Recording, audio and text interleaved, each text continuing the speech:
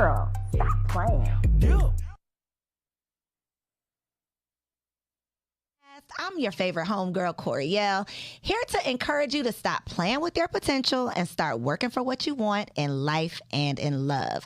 Y'all already know that I believe you can make the money and you can get the honey. You can have it all as long as you are willing to work. And I have the honor and the pleasure of introducing y'all every single week to workaholics who are doing the damn thing. And today is no different. We're about to get into another amazing episode, which happens to be sponsored by Work University, the first Black woman-owned, it's me, I'm the Black woman, y'all, the first Black woman-owned online trade school on a mission to help Black women all around the world learn how they can turn their existing skills into new streams of income.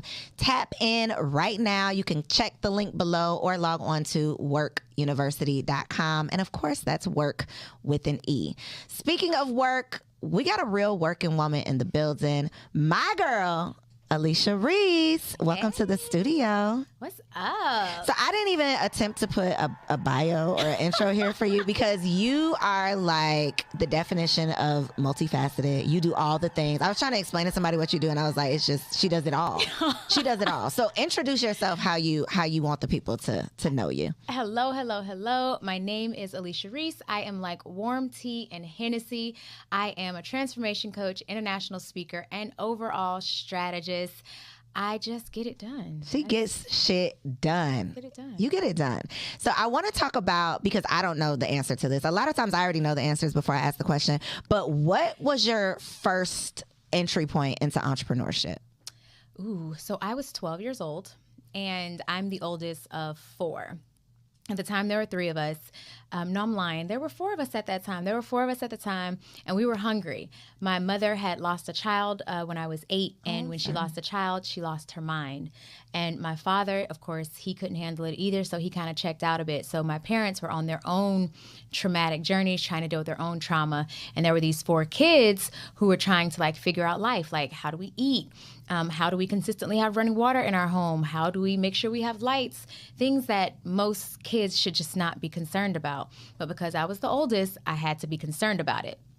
And so what I did is I pitched one of the girls in my church like, hey, you braid hair really well. I know you're making money from it. If you teach me how to braid hair, then you can do more heads because I can cut down the time. And so that's how I got into entrepreneurship. I started a business from her teaching me how to braid hair. Well, first of all, I was not expecting that. Okay, 12-year-old boss. I thought I was doing something at like 14, but 12. But having to do it out of necessity, I think is it's a different type of trauma. It's a different thing. And I feel like there is a lot of pressure on the oldest. I have the privilege of being the youngest, so I don't know that life, but you didn't succumb to the pressure and you figured that thing out. So how does that translate to how old were you as an adult when you got into entrepreneurship? So I went from 12 creating my first company to then 14 creating my next company, which is a cleaning business because braiding hair took too long. I was like, if I divide the amount of hours it's taking me by how much I'm getting paid, this is not enough. So then I started cleaning houses for some of the wealthier people, or richer, they weren't wealthy at that time, but for some of the richer people in my church. And then I was like, okay, I decided to go corporate. So I worked at McDonald's as a cashier. And not then, going corporate working at the McDonald's. So I was corporate working at McDonald's? Yes, that is corporate. I have worked at corporate, y'all. Forget everything I've said. I worked at corporate. That is corporate. Don't let nobody tell you. I don't care what you're doing. I'm seriously going to tell people that. Yeah, you should. I do. My first actual real business, though, again, trauma again. I was about to get divorced. My ex-husband gave me an ultimatum, stay or leave. If you leave, you got to take care of things. So I was just like, well, okay then, bet. I decided I was going to start a nonprofit. Most people think that nonprofits aren't supposed to make money because it's called nonprofit. That is totally not the case. Red Cross makes millions a year. So I started a nonprofit. In our first year, we were sponsored by UPS. We were partnered with the Miami Marlins, the city of Miami Gardens. We had celebrity ambassadors. We had a dope board of directors. And that was my first business. I don't even remember how old I was. I don't know. I had a 3-year-old, so however old I was. You know, so I started a nonprofit, and we was actually non-profitable. So what did I do wrong? It's knowing that I know you. I'm kind of being funny, but I know the answer is relationships just because I know you. How did you do that though? Tell the people. So I am strategic as fuck. Like, everything for me is a strategy, from the people I date to the types of events I go to. Everything for me is strategy. Call it what you want, feel how you want to feel about it. For me, it's a strategy. I'm not willing to connect myself to anything that doesn't make me grow. If I can't grow from it, I won't be connected to it. Sorry, not sorry. So for me, what I did is I did my research when I decided that I was going to start the nonprofit. I knew it was going to be for foster youth, for youth aging out of the foster care system, because there is a whole lot of things that they need that they just don't get. And so I said, okay, well, if I can take this program, because I created a program, and I said, well, if I can take this program, I can sell it to governments, government entities, municipalities. I can sell that, and people pay millions a year for programming. And so what I did first, and which is what most people don't do, they go all in with their passion when it comes to a nonprofit, and they don't create a sellable product or service. For me, I created something that was sellable first. And then I said, okay, well, who can I connect with? Because I've never worked in the foster care system. So I need some relationships to help me collapse time, because I didn't want to spend 5-10 years building up the thing. I ain't got that kind of patience. Call me what you want. I don't have patience. And so I did some research to find out who was the largest foster care agency in the state of Florida at the time, because that's where I was living. I realized that she was a member of Junior League of Miami. Shout out to Junior League of Miami. And so I joined.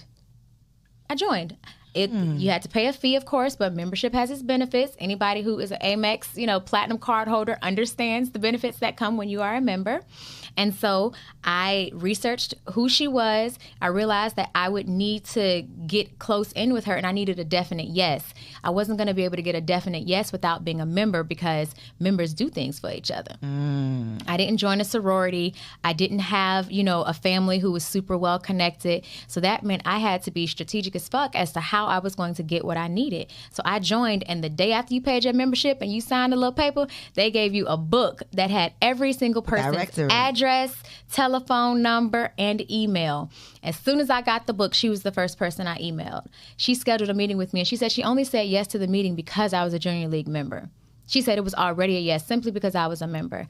I went, got the partnership with her. I used that partnership to parlay that into a conversation with UPS, and less than a year later, we had all these partnerships. The rest is history. Yeah. Okay, so not only was I non-profitable in the nonprofit, I have been in the same room with you, and I kept my mouth closed and got nothing while you opened your mouth and closed deals. And again, the same exact thing that you just talked about, where you research who's in this room, you connect with the people, and you get what you came there for. Yeah. Don't direct this to me. Direct this to the people, because I'm a work in progress. Y'all pray for me. I ain't figured it out yet. I've seen her do it with my own eyeballs, and I still have not figured it out yet. But for the people out there who still have hope, what can they do when they walk into these rooms and they want to get what they came for? Ooh. So here's the thing. Most people think it's about other people, right? It all completely starts with you. You have to get super clear on, who am I? What do I do well? What value do I bring to the table? And then how can I leverage and use that value to provide what someone actually needs? Kind of like with love languages, you want to make sure that you aren't providing something for someone that they don't need or want. So if someone's love language is gifts and all you do is words of affirmation, they're going to think that you hate them because you are not speaking the language that they understand. So anytime I go into a room, I'm super clear on who I am, the value I bring to the table, and how I can effectuate change and add value. And then I shut the fuck up and listen after I've asked them, how do you show up magically in the world? I don't ask them what you do, because asking someone what you do, it immediately turns them into a commodity. And what they are thinking about is you just want to know so you can decide how to use me or what level of respect to give to me. I don't give a shit about what you do. No disrespect in the beginning. What I want to know is... You already know what they do, knowing you. Generally, yes. But what I want to know is, how do you show up magically in the world? Because that's a different conversation, and you are going to remember me a month from now because nobody asks you, how do you show up magically in the world? I mean, they might now because they're still in your game. Yeah. And that's fine. Listen, free game. But after I ask them how do they show up magically in the world, I will usually follow it up because they're going to talk about a problem that sounds pretty difficult. How do you manage and solve some of the major problems that you're experiencing? That is when you have to tune all the way in, focus in on whatever it is they're about to say, because what you need to do from that point is start identifying, how do I take me, the solution and the value that I hold and have, and how do I bridge the gap to provide that solution to them at a cost? What does that look like? And for me, that's literally what I do every single time. So that's cool, but it takes confidence to be able to do that. Absolutely. I feel like you naturally have that confidence, but what about someone who doesn't? Okay, y'all. So that whole natural confidence thing, 'cause I've been hearing that a lot here lately. That is totally not the truth. I started out as a kid who I hated every part of me. I hated my hair. I hated my toes. I hated the clothes I wore. I hated the house I lived in. I hated every part of me. There was no part of me that I liked. There was no part of me that I liked. There was no part of me that I thought had value. I literally had planned my suicide because I thought I was worth more dead to my daughter. You know, I thought I was worth more to her dead than alive. I was not born with this level of confidence. This was developed over time. Over time, I decided that I was going to stop playing with myself, and I was tired of my own bullshit. Like, either I'm going to accept that I'm going to live a mundane life where I barely make it, I'm always struggling, or I am going to figure out what is the one thing I like about myself. What's the one thing? I literally started telling myself every day that I am powerful beyond belief. And after you tell yourself some shit long enough, you start to believe it. And so finally I was like, I am powerful beyond belief. I don't got no money in my account. This house about to go into foreclosure. They about to repo this car. I ain't paid my student loans in I don't know how long. And yet and still I am powerful beyond belief, because what I was speaking to is the spirit man part of me that understood and knew who I was crafted to be, and what was inside of me, even though my logical mind could not fathom that. Couldn't fathom it. I appreciate you for sharing that, because I know that you just say, you hear that all the time. It's so easy for us to see the people who we think have it all together. You got it all figured out. You're able to do all of these things that I can't do. But we all come with the sameness inside of us that we can tap into. And sometimes we got to fake it till we make it, not in the sense of being fake out here in these streets, but faking it to yourself for long enough until you start believing it. There's so many books about, the fact that you got to lie to yourself until you start believing it, until you can truly do the things that you don't even realize that you can do, but you can. Absolutely. And so mindset, I think, it's why I always talk about mindset, because people want to talk about making the money and doing the things, but if you don't have your mind right, you can get the stuff, but you're going to ruin it, Literally. You always go back to your set point. So if you believe that you don't deserve a certain type of love, if you believe you don't deserve a certain type of money, or you hate rich people, or you think that all rich people are bad, or you think that you can only have an extra $200 in your bank account after payday, you can have $10,000 and there will be some type of an emergency that comes and happens that takes $9,800, because your set point is $200. Mm-hmm. Your set point is, oh, well, men always do me wrong. That is some bullshit. I don't even subscribe. People are like, oh my God, I can't find any good men. You can keep that over there. Mm-hmm. I don't agree. Keep that energy, please. I do not agree. Whatever you believe for yourself is what it will be. Period, point blank. And what we've got to stop doing is stop comparing your chapter 2 to somebody else's chapter 20. You're looking at my chapter 20, but you don't understand that I also had a chapter 1, a chapter 2, and in those chapter 2 and 3 and all the way up to wherever I'm at now, whatever chapter I'm on now, there was some processing and some training and some very intentional work that I was doing to ensure that I could be prepared and manage at each new level. Mm-hmm. Because I don't subscribe to the belief for every new level, there's a new devil. Why would I agree to that? I am not agreeing to things that I don't want to materialize.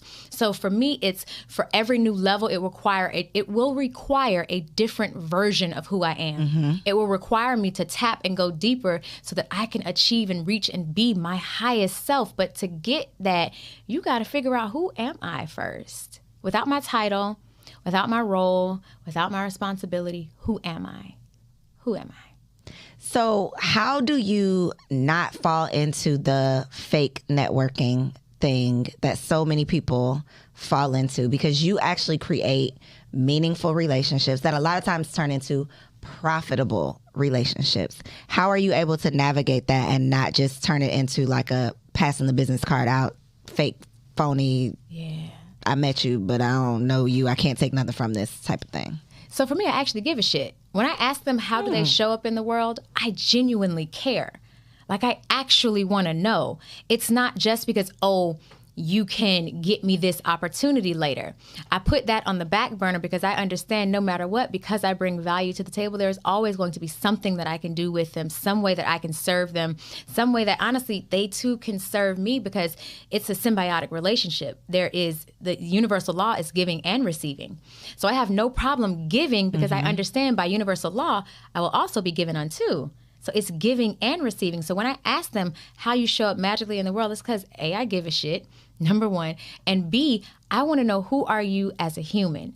Like, what's your character like? What are some of the challenges that you face? Because I don't care how high the title is, from the CEO to the janitor, they are all humans having a human experience, and there is something that we can connect on. And so when I ask, or when I go in there and I'm speaking, I want to know, who are you as a human? And most people, especially if they're executive level, they're used to people asking them, what do you do and how can I get something from you? So because I never go with the how I can get something from you first, I'm always welcomed differently because I care about them, the person, before them, the title. Always. Even though you walk into this space knowing their title, I'm clear on the, I'm usually very clear. And even when I don't know who's in the room, I still will sit and talk to people to find out, what's your story? Like, who are you? What challenges are you facing? And I'm always asking about your challenges, because if I'm clear on what your challenges are, then I can provide solutions. But that requires listening, active listening. That's hard. It is, especially because I got ADD, like in real life. I be tapping out when you're like, and this is when you have to. I'm glad you said that, because then that gives me something to focus on. It's like, no, right now you really need to listen, because and it's not just me. We're easily distracted. We got 25. I can't even count right now how many tabs I got open on this computer. So many. On our phone, like all of the things, we always have something to tap into, and so it's very easy to tap out of a conversation. Which brings me to post conversation, post event, the power of the follow up. Like, that is so important. But my question is, how do you follow up without being thirsty? So it's so funny. Or feeling thirsty. Feeling thirsty. So it's so funny. So I literally, as you know, have a podcast called Triggered AF. And just yesterday, and it's crazy that you literally asked it like that, because just yesterday, that is one of our next episodes, the follow-up for season 5. But how you do it and what that follow-up looks like is when you're asking them, and this is why you have to immediately zone in and pay attention. When you're asking them, like, what are your problems that you're facing? What you're doing is you are also coming up with, how can I send them a solution to that problem that doesn't require anything from me, right? Example. I was going to say, give us an example. An example. So I was at your event, the dope live podcast recording of Girl Stop Playing podcast. Girl, thanks for plugging it, because I forgot, y'all. We had a dope live podcast last night. If you missed it, you missed out on a treat. Stay tuned for the next one. Listen, don't miss the next one. You need to make sure you are in the building. It was absolutely phenomenal. Thank you. And we were there last night, and I met a young lady who has done some phenomenal, built something dope. And she was saying how next she wants to expand, but she doesn't want to use her own money. So I was like, okay, bet. You ain't said nothing but a word. I'm really connected in the VC space. I want to expand some things that I don't want to use my own money. I got you. We're going to have a conversation. Okay. We're going to have a conversation. And so what I did is today I said, hey, I have a list for you, because we had talked about a specific company. I said, hey, I have a list for you of who their investors were. And then I'm going to connect you with a friend of mine who has one of their investors already on her cap table. I simply provided a solution. That is how I follow up. And I always usually follow up with a solution. If they have kids, hey, if y'all got kids, please don't think your kids are, inhibitors to your success. My baby gets me into so much. If you have kids, I always tell them, oh my goodness, if their child was experiencing something, or they are having a challenge with something, or heck, they just want some more play dates to go out. I love a good play date. Where are we going and when we going? My daughter is going to be one of the most well-connected little teenagers, because I'm always taking my good sis on play dates with all the folks. But for me, it's when I'm following up, I'm providing a solution to what they said was their problem. And it doesn't, I didn't have to do it. Literally took me 5 minutes to Google who was this particular company's investors. And then I noticed that, okay, this particular investor also invested in a product that a friend of mine had, so I can easily make that connection. And now what I have done is I have just turned myself into an asset. And so in a world full of liabilities, your goal is to be an asset. You become an asset by always and consistently providing solutions for folks. So what's your next move in that relationship? Because in a perfect world, y'all have established a connection. She's very appreciative of this connection, right? And then y'all naturally do something. Yeah. In an imperfect world, you establish a connection. She gets busy doing the thing, and then 5 months go by, 3 months go by. What do you do next? So I don't let 5 or 3 months go by. Okay. Right. Max I'm gonna let go by is a month. Right. Okay. Oh my goodness, I saw You that got a reminder in your phone or something? No, I just care about these people, so you know. I mean, I genuinely care. And sometimes I will set a reminder, it takes 2 seconds to set a calendar alert. Email so-and-so. Wow. Set it for 3 weeks later. Being intentional, it'll take you far. I told you, I'm strategic and intentional as fuck. You said that. It's a real thing for me. You said that. And two, people want to know that you care about them, right? So if I notice that you didn't respond to my message about the solution that I'm providing for you, I will second inquiry, whatever that first subject line was, send it, hey, love, wanted to make sure that you got, the information below. Let me know once you've received it. Super excited to stay connected. That's usually done 2, 3, max a month afterwards. They read it, they get it. Oh my goodness, this is so great. Then it's, I also would love to meet for coffee or lunch, or let's grab drinks.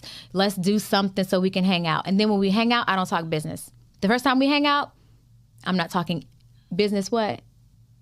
I'm not a businesswoman the first time we hang out. The first time we hang out, I'm a human. I'm Alicia, and I'm a damn good time. You are a damn good time. Listen, we finna have a time. She's not lying. I'm a twerk. I'm a drink. We're gonna have fun. For those who don't drink, okay, get you a little spritzer, whatever it is. If you haven't tapped into your joy, find you some joy so that you can have fun with the folks. Because people want to know that, again, you care more than just about their title or what they can do for you. Can they have fun with you? Can y'all have some laughs together? Figure out, just ask, hey, what do you like to do? I want to make sure that we have a good time. If drinks and dinner isn't your thing, let's go putt-putt. Let's take the kids to Candytopia. And she's a new friend, and it felt so good because she called me her soul sister, and I was like, oh my God, we took our kids to Candytopia together. And we had a great time taking pictures, getting all the little crap in our hair. It's still in my purse and in my shoes. Like a month later. But it's, how do you create an experience for people that's focused on living, that's focused on life, that's focused on fun, that's focused on joy? Their jobs and their companies are stressful enough. When I'm in the vicinity, we finna have some fun. I love it. And I just love you. And that's why she said you her soul sister, because it's just like, oh, I need some of this. I just want, let's have fun together. We're going to always work. We're going to always get to the money because I like money and money likes me. But let's have fun together first. Let's talk about the opposite of fun, motherhood. Because we were talking about this last night, and it wasn't even me and you. It was you and another one of my amazing guests, Carly, who is a whole comedian. One day y'all gonna see the footage, right? They're gonna see the footage. Okay, so one day y'all gonna see the footage, and she's a whole comedian, and you gotta watch it. But y'all were having a conversation that I was kind of third wheeling, and y'all were like, I think it was you specifically, was like, I don't like motherhood. And I was like, you are a mother. I'm a whole you mother. You can't say that. I'm a new mom. So I still be like, oh, tiptoeing. I won't say that I dislike motherhood because I'm not true to this. I'm new to this. What do you mean by that, though, Alicia? Tell the people. I'm not tiptoeing on the marble floors. I don't like motherhood. What don't you like about it? I don't like the pressure. I don't like the responsibility. I don't like that I am a driver because these tiny humans can't drive. I'm an unpaid driver. That's true. Like, Uber drivers make more than me. You're driving for free, no tips. No tips. There is no guaranteed return on my investment with motherhood. You are literally hoping for the best. You are putting your absolute best in, the maximum amount of money. You put some good into this girl, though. Man, I'm just praying to God that she turns out all right. And you are more than halfway there. Your baby is She's 12. Listen, I got You're itching. 5 you started years itching and when 4 I said months. that. Not 5 years and 4 months. 5 years and 4 months. And I love her. I love She's so amazing. She's a dope kid, and I still dislike motherhood. I don't like it. If somebody... That's what you said, so you were like, well, I don't dislike my child. I just dislike motherhood. I love, oh man, she's such a dope kid. She's brilliant. She's kind. She's you. Smart. She got a slick ass mouth. She's you. I love kids with slick mouths. A lot of adults don't. I love it. Because when people be like, you want a girl? I'll be like, ooh. I like a slick mouth child. Why? Let me tell you why I like a slick mouth child. I didn't have a slick mouth out loud, but it is going to be such a valuable trait when they become old enough to advocate for themselves, and they can mentally spar. My child mentally spars with grown-ass people and many times wins. They be like, well, damn, when you say it like that, I love it. Now, yes, it gets on my nerves, on my last nerve, but you're not raising a child, you're raising an adult. You will have a child a much shorter time frame than you will have an adult. Mm-hmm. I'm raising an adult. And that attribute, that slick mouth shit, ooh. So I'm just being selfish. I'm just thinking about myself being the victim of, because I had an out loud slick mouth. It wasn't in my head.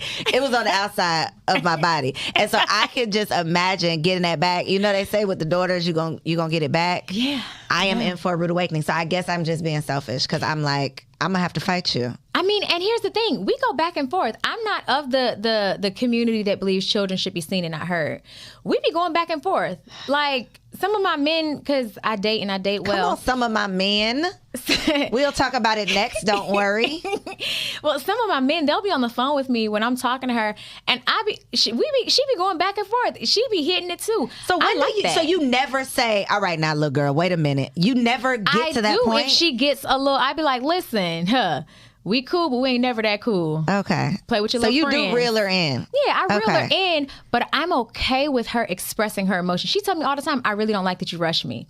And I say, well, I really don't like that you take so long, because what it does is it makes me feel as though you don't respect my time. And I give you so much of my time already. I need you to start honoring the pieces that I tell you I need. If I say I need you to be ready in 10 minutes, I really do need you to be ready in 10 minutes, because there are other things that I still have to do that you are not privy to.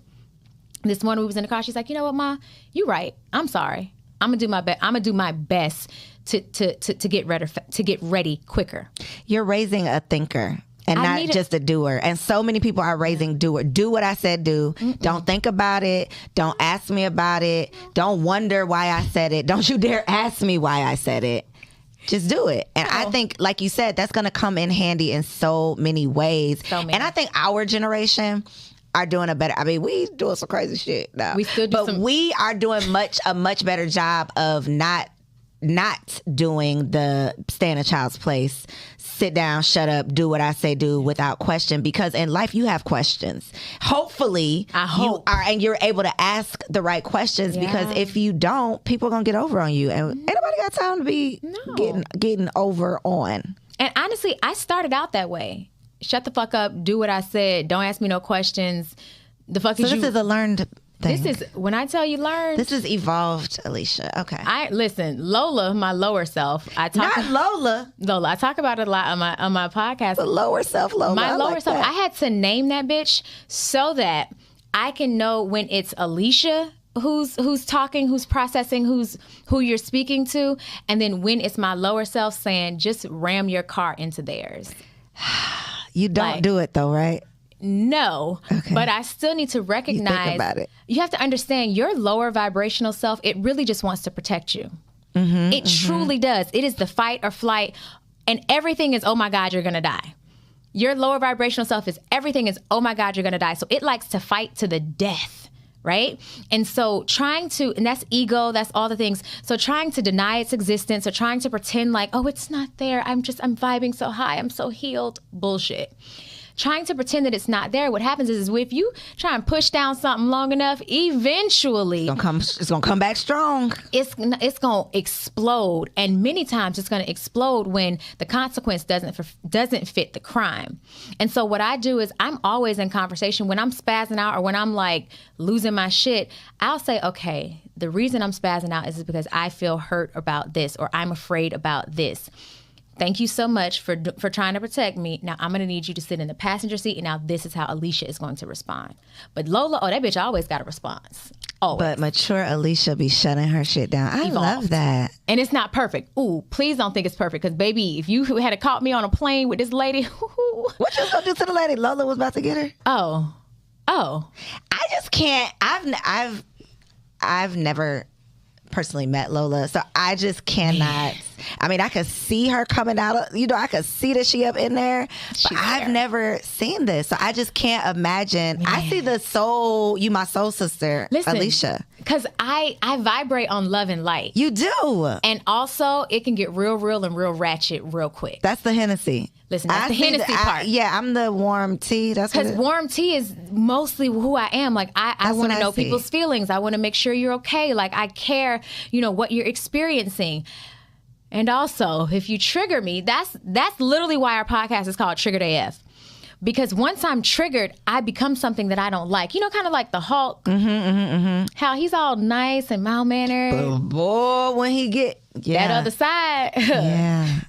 I started this conversation by saying you are one of the most multifaceted people that I knew, and I didn't even know this part. So I was right. I be knowing. That other side is a lot. I be knowing. I do want to talk about Triggered AF. Yeah. Tell us about it. What was your guiding light when you first started it? Because you said you're about to do season 5. So when you initially started it, like, what was your thought process behind it? Man, so I have a co-host, Danny Foster. Hey, girl. So we were in the heart of the pandemic, right? And everybody was triggered. Everybody and their mama. I mean, do I wear a mask? Do I not wear a mask? Do I go to the store? Oh my God, somebody coughed. We all gonna die. Like, it was so many triggers. Things. And then you're at home. You no longer have separation. So you have your partner who maybe you don't mind being around, from 6 in the morning to like 8 o'clock. And then again from like 6:30, 7 o'clock to like 10, 11 when y'all go to sleep. But then to now have to be around them all day long. Do you know how many marriages and relationships? Hell, I lost a couple of relationships during the panorama.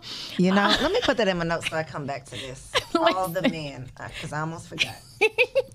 Like, there's no separation. You lost like your sense of boundaries, right? So all of your triggers from people being around you all the time. Like, I don't like to be touched a lot. You get touched out, especially if you have a new baby. So you got a new baby and you got a man and everybody want to touch you. Like, there were so many triggers and so many things that we were dealing with. It literally, the pandemic unearthed all of our unhealed parts. All of the parts. That's a great way to put it. That were unhealed. It did. It shined a light. A whole light. It shined a whole light on all the parts and pieces of ourselves that needed to be healed. Because that's all a trigger is. A trigger just identifies, hey, this is an area, a space and place that you are not healed in, that you need to do some more work in. And if you can do the work in this area, you can go to that next level so that you can constantly be in tune and in touch with your highest self. Because you create the best type of life when you are clear on not only who you are, whose you are, but the value you bring to the table and how you want to operate in the world.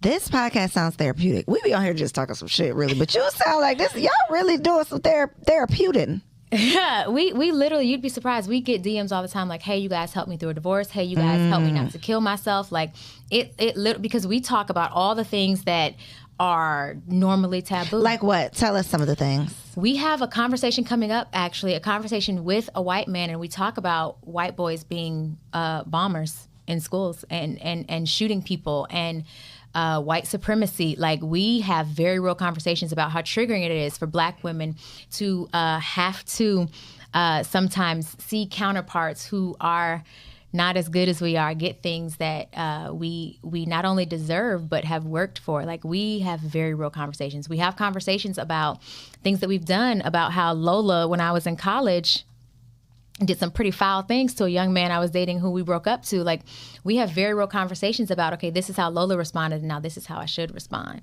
Like, what to do with partners when they done pissed you off and all you want to do is just light the bed on fire. Did you light his bed on fire? I didn't. Okay, she did something worse, I think. Did you do something worse? Wink at me. You did something worse? Oh, she winked. Y'all, I know you did some crazy shit. Tell me after the show. Okay, but healed Alicia is having these conversations that it's literally healing people. I didn't. Okay, so when I started my podcast way back when, Didn't know shit about podcasting. Not only did I not know anything about podcasts, I had never listened to a podcast. Someone had interviewed me and I'm like, oh, this is cool. I would like to start doing this. And then I started a podcast. I love that. I did not realize though that people really be listening to these podcasts. In real life. Like for some people, they don't watch TV. Nope. They not listening to the radio. Like they are really they're podcasting. Mm-hmm. And so the impact that we're able to have on people just having these microphones is like mind blowing, because you don't have to have a bunch of followers. You don't have to be an influencer. Like all you got to have is a voice, an opinion, and some mission to actually help people, and you can literally save a life, save a marriage, or help someone save themselves from a marriage. So I love that. Tell us some more uncomfortable conversations you're having. Ooh, one of our latest uncomfortable conversation was about a woman who, was married or is married, and has been married for quite some time and is now deciding, what does the next part of my life look like? Not being married or figuring that out. Figuring it out with kids, still being friends with the person who you have promised a lifetime with, and understanding that sometimes a lifetime is 10 years. Sometimes a lifetime is 5 years. Sometimes our lifetime is no years. It's deciding, what that looks like and being okay. I know my husband watching this, don't you? Our lifetime is the life. Death, okay? Death do y'all part. Don't play with her. Don't play. I have a feeling. I got to get Coco. Mine going to be Coco. My lower self, baby. Coco. Don't play with it. Go ahead. Don't play with it. Go ahead. But it's having a conversation around, too, what does it look like to be okay with saying, I want to be taken care of as a woman? That I refuse to do 50-50. And for all the men who try and date me, I refuse to do 50-50. It is not something that I subscribe to. You don't subscribe to that. I am not okay with it. I'm a woman. I was Do you born take with men on dates? Card. Fuck no. Not ever. I don't mean like in the dating phase. I mean like if this is your man, you'll take him on a date, right? Listen, I am very good to my men. Okay. I mean very good to my men. I've taken my men on like all expense paid vacations to Cabo. Okay, yeah. Like I treat my men very well. But when you're dating me, I'm a Southern woman. You're going to court me. And I'm not going to feel bad about it. You're going to court me. You're going to make me feel like I am just the best thing since sliced bread. Hell, I'm going on a date this Saturday with a young man who he taking me to the chiropractor because my back hurt real bad. And then we're going to get practical dates. Listen, and then we're going to get massages afterwards. I love that for us. So let's just go ahead and get into it. I have here all the men. So I had a question here about the fact that you are successful. You're a successful mother who's a single woman. And you are not letting that slow you down. Absolutely not. So that, I think, is inspiration and give some hope for people who feel like, I gotta wait until my child does X, Y, and Z. I gotta wait until what does that look like?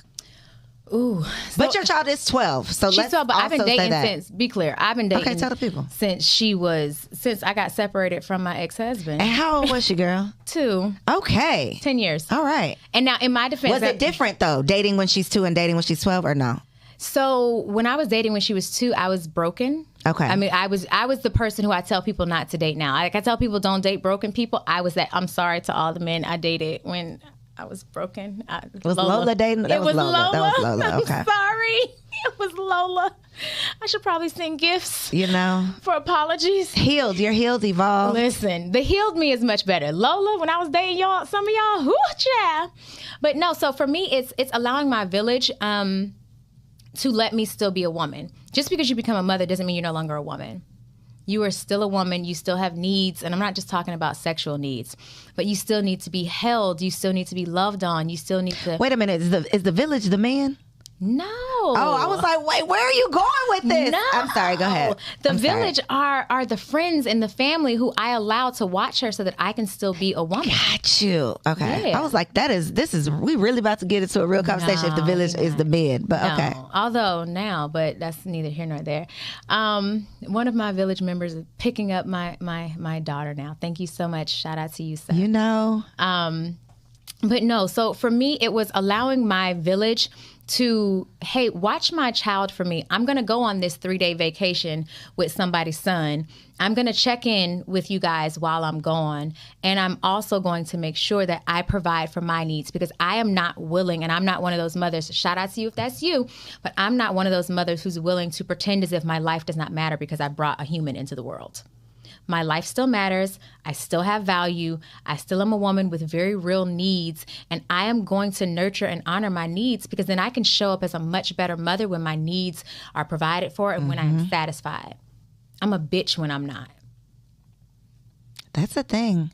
That's why a lot of our mothers were unhappy, because they weren't, you know, we have the privilege these days. I think it's because we have access and we're seeing other people do things differently. We're like, wait a minute, somebody's going to see this and see you. And they're like, wait a minute, I don't have to be miserable. No. I don't have to just be a mother. So because we're having these conversations, because we have access to the internet, because we have, you know, real people, even though it's not always reality, but real people on TV that are showing us different ways to do things, we can see, okay, I don't have to just do what I saw growing up. Exactly. Our parents didn't have access to that. So a lot of them were miserable, which being raised by a miserable mother is traumatizing. It's traumatizing. We be talking about these daddy issues, but baby, these mamas is out here ruining lives. They are. Ruining. Have you met a man with mommy issues? Have you met a woman with mama issues? They are the worst. They're mean. They're cruel. It's they're me. nasty. I'm in therapy right now, y'all. But I'm not saying not gonna watch this, but you know, no. I'm in therapy. I'm healed. I'm working through it. Hallelujah. But that's the thing. A lot of times I think we don't want to admit it. We see our moms as just our mom sitting up on this pedestal and not realizing she is a woman. She's a human, right? She was dealing. I mean, I've had these conversations even before therapy with myself about what my mother was going through that made her who she was, that reflected back on how she, you know, like I have had those conversations. Most of us don't have those conversations. We either don't recognize what it really is. We're not willing to. We don't want to play, you know, the blame game. And it's not even about blame. It's really about self-awareness and knowing how you became who you are, so that your kids don't just become who they are because you're doing the same thing. Yeah. And two, we have to realize and recognize, can you imagine the types of trauma? Like, my mother was molested, and I'm telling her story because she tells it all the time. So I'm not just telling her business, but she was molested by her uncles from 8 to 14. Oh, that's a long time. Every sexual experience you can think to have as a grown person, she had by her family members. She told you that? And she never, we speak very candidly. Wow. And she never went to therapy because therapy was not a thing. She still won't go to therapy. So can you imagine what it's like growing up with a mother that traumatized? My father was not allowed to hug us. We were not allowed to sit on his lap. Like, there were so many things that we weren't allowed to do. Because of her experience. Because of her experience. So then here I come needing a daddy. I mean, needing a daddy. And my dad not being able to be a dad because of all of her requirements and the things that she had gone through. So hell yeah, I sought it out in men. Oh, I was going to get some fatherly love. Somebody going to give me some hugs and some affection. Listen. You know, and that's the thing. I had to forgive my mother because a lot of the choices and the decisions that I had made was because I wanted a daddy so bad. But you had a daddy. He just couldn't be. He couldn't. I feel like he tried and he wanted to so bad, but he couldn't. And he didn't know how to say, hey, this is my household. This is how it's going to be ran. Like, that's deep. It just, they were two very traumatized people raising 4 kids, being impoverished, not making a lot of money, being in a pseudo cult. Like, it was a lot. Can we talk about the cult? Man, bruh. Can we talk about it? I mean, I'm an open book. I don't give a shit. Well, tell us about the cult then. I grew up extremely religious. I wasn't allowed to wear pants. I wasn't allowed to date. I'd never been to a high school dance. I've never been to a high school prom. I had never been to. Why? What was the what was the foundation of? What was the belief behind these things? The belief was just that it wasn't of God. Like, we had years long revivals where we would be in church every single night. I went to church every day from the time I was born until I was 18. Sunday morning, Sunday night, Monday night, Tuesday night, Wednesday night. Wednesday at noon, Thursday at noon, Thursday at 5, Friday at noon, Saturday at 8 p.m. Every night for 18 years. Did you go to school at the church? Because that's scheduled. Yes. Mm-hmm. Yeah. Yeah. It was, people ask me all the time, how are you so well adjusted? Therapy, bitch. Like, therapy. I've gone to years of therapy to work myself. It's why I don't do religion now. I've had enough church. They wasn't just reading the regular Bible though, huh? What was they doing? That was the regular Bible. I can quote you scripture after scripture. I can tell you. Why did you need to read it twice a day? I'm really trying to figure out, like, what were y'all doing twice a day? Singing, like, seriously, what was happening? Songs, like it was like a regular church service. It was just twice a day. It was a regular church service. It's just 12 noon was a shorter service. We'd sing, we'd read the Bible, we'd pray, and so here's the thing. I am so grateful for every single one of my experiences, including that one, because it taught me, that humans be humaning, right? So I have a lot of grace. Even though Lola be trying to rear her head, I have a lot of grace for the human experience because I understand it from a different level. Mm-hmm. And also, even though I don't do religion at all, miss me with your church services. You said that in all caps. All caps. At all. At all. I don't do religion at all. I still love God, and I really do enjoy the lessons that come from the Bible. And I understand why it's necessary for some people. And also, I'm good, love, and joy. Wow. Girl, let me say it again. I need to change the name of this episode. Multi-faceted in all of the ways. Your experience, like, you are just such an amazing person. I feel that. Not even I think that. Like, you are such an amazing person.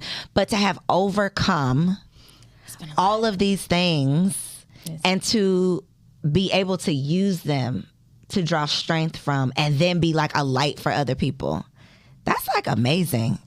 I mean, really. Like, if I had some flowers, I would just hand them to you right now because I'll probably cry. Don't cry. I'm not. Don't cry. But seriously. Or the lashes.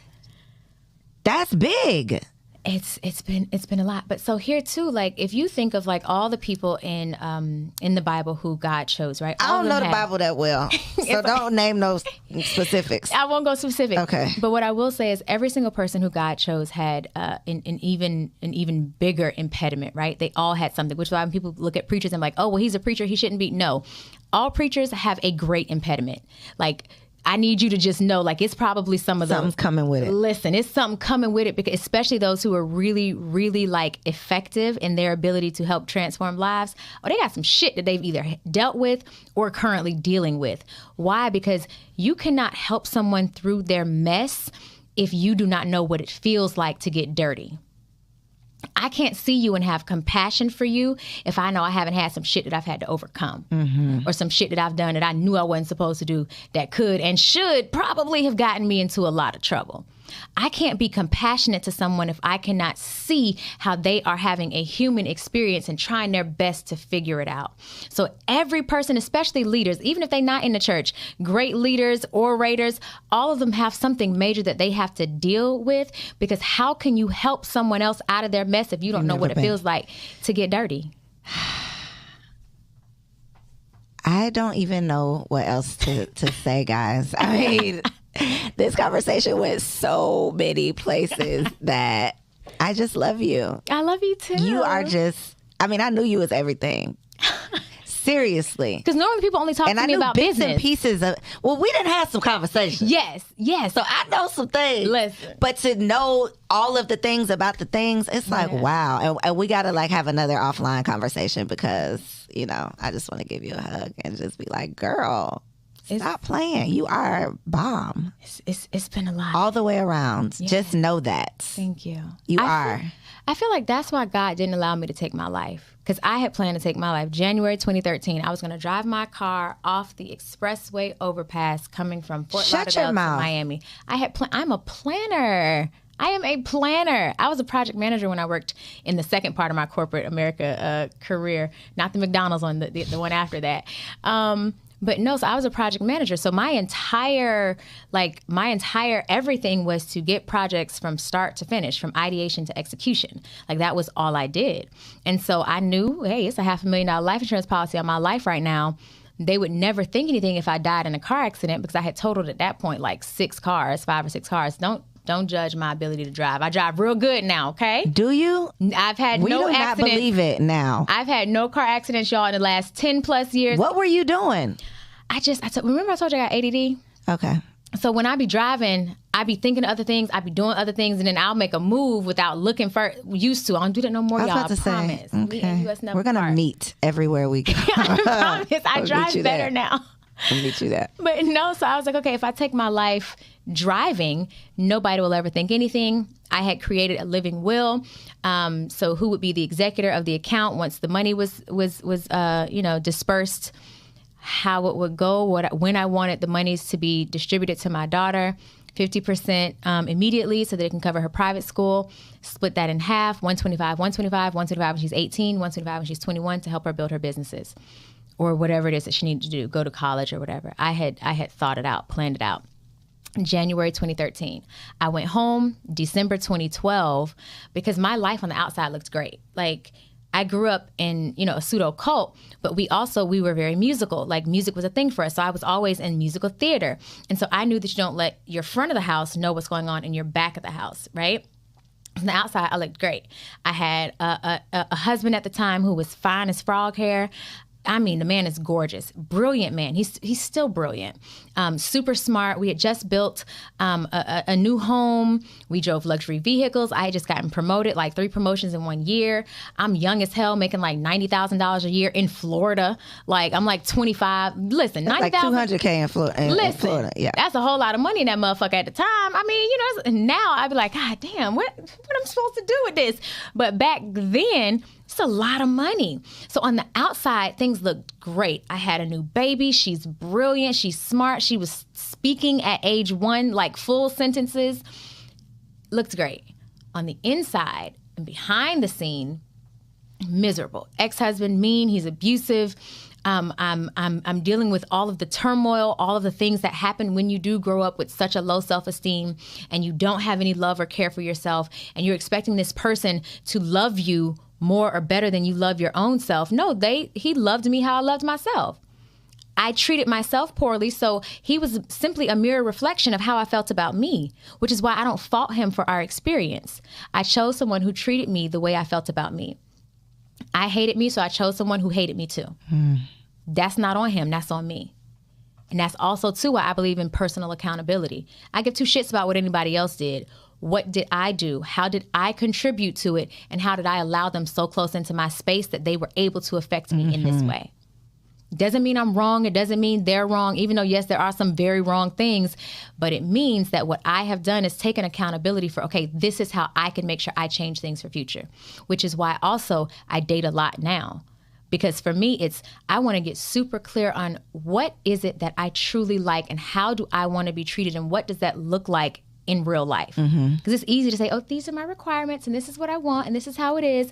But baby, when you meet that, listen, is it what you thought it was going to be? Is it what you thought it was going to be? So for me, when I went home to tell my mother goodbye, because I knew she had lost her mind when her first child had died, I wanted to make sure I left her with some really great memories of me. So I did all the things that she loved and I hated. I went to church every night with her.